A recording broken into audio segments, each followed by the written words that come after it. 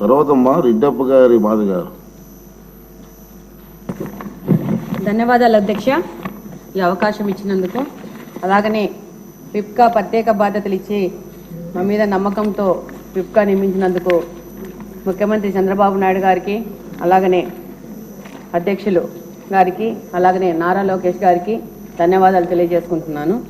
అధ్యక్ష, మహిళా సంరక్షణ కార్యదర్శులు అని చెప్పేసి గత ప్రభుత్వము సచివాలయ విధానాన్ని మొదలుపెట్టి అందులో వివిధ విభాగాలకి రిక్రూట్మెంట్ చేసుకొని వివిధ విభాగాల్లో ఉద్యోగాలు ఇచ్చి పెట్టారు. కానీ ఈ మహిళా సంరక్షణ కార్యదర్శులకి వాళ్లకు ఎవరి కింద పనిచేయాలనే విషయం మాత్రము స్పష్టంగా లేదు.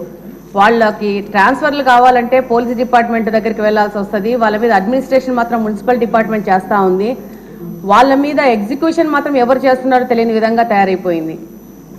వీళ్ళని చాలా డిపార్ట్మెంట్లు ఇప్పుడు మనకు సచివాలయంలో చూస్తే ఎక్కడైనా వాళ్ళకి ఇచ్చిన జాబ్ చార్ట్ ప్రకారం ఎక్కడైనా అక్రమ కట్టడాలు జరిగితే వాళ్ళు వెళ్ళి ఇన్ఫార్మ్ చేయాలని ఉంది. అలాగని అంగన్వాడీలోకి వెళ్ళిపోయేసి అంగన్వాడీలలో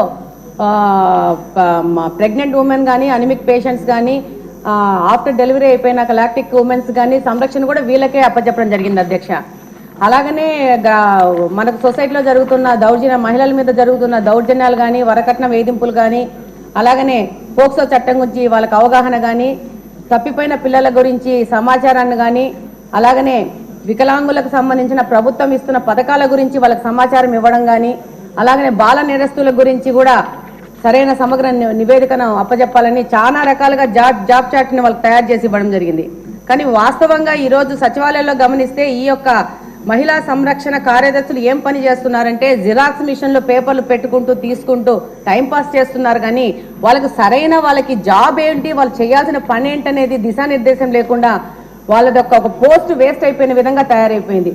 ఇప్పుడు మంచి ప్రభుత్వం, తెలుగుదేశం ప్రభుత్వం, కూటమి ప్రభుత్వం వచ్చింది. ఈ యొక్క సచివాలయ ప్రక్షాళన అనేది చేయాల్సిన అవసరం ఎంతగానో ఉంది. వీళ్ళకి వీళ్ళ డ్యూటీస్ అనేసి ఒకసారి ప్రభుత్వం ఆలోచించి వాళ్ళకి సరైన దిశానిర్దేశం ఇవ్వాల్సిన అవసరం ఉంది అధ్యక్ష. నమస్కారం అధ్యక్ష. శ్రీమతి విజయశ్రీ గారు.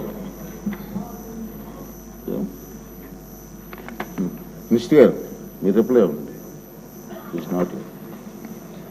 అధ్యక్ష, గౌరవ సభ్యులు రవికుమార్ గారు, చరితారెడ్డి గారు, మాధవిరెడ్డి గారు ఇచ్చిన వాళ్ళు అడిగిన క్వశ్చన్స్కి అధ్యక్ష